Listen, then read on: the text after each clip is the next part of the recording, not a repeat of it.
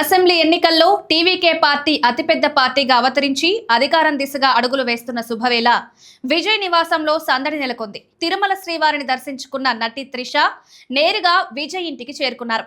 స్వామివారి ప్రసాదాన్ని లడ్డూను విజయ్కి అందించి ఎన్నికల్లో ఆయన సాధించిన అఖండ విజయానికి శుభాకాంక్షలు తెలిపారు.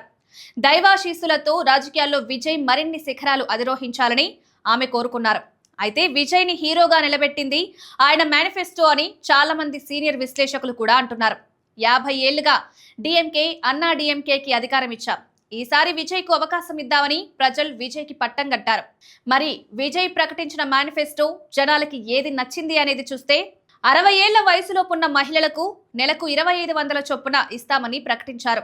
పేద అమ్మాయిల వివాహాలకు 8 గ్రాముల బంగారం, ఓ పట్టు చీర కానుకగా ఇస్తామన్నారు.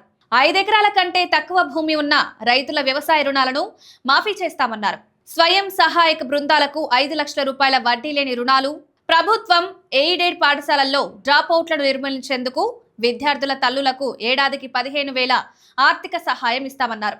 5 ఎకరాల కంటే తక్కువ భూమి ఉన్న రైతుల రుణాలను పూర్తిగా మాఫీ చేస్తామన్నారు. 5 ఎకరాల కంటే ఎక్కువ భూమి కలిగిన రైతుల రుణాలను 50% మాఫీ చేస్తామన్నారు. ఓ కుటుంబానికి ఏడాదికి ఉచితంగా 6 గ్యాస్ సిలిండర్లు ఇస్తామన్నారు.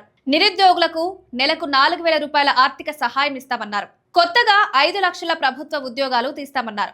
వృద్ధులు, వికలాంగులకు నెలకు 3,000 చొప్పున పింఛన్ ఇస్తామన్నారు. 200 యూనిట్ల వరకు ఉచిత కరెంట్, కుటుంబానికి 25 లక్షల ఆరోగ్య బీమా, ఏఐ మంత్రిత్వ శాఖ, ఏఐ యూనివర్సిటీ, ఏఐ సిటీ ఏర్పాటు చేస్తామని విజయ్ హామీల వర్షం కురిపించారు. ఇవన్నీ కూడా విజయ్ గెలుపుకి ప్రధాన కారణాలయ్యాయి.